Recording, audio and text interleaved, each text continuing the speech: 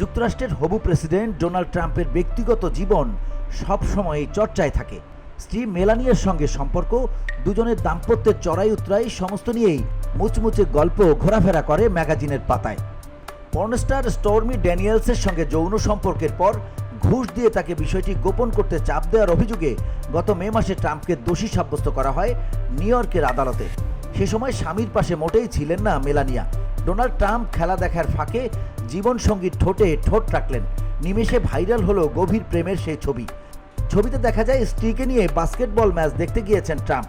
সেই ভরা স্টেডিয়ামেই মেলানিয়ার ঠোঁটে ঠোঁট ডুবিয়ে চুম্বন করেছেন ডোনাল্ড ট্রাম্প।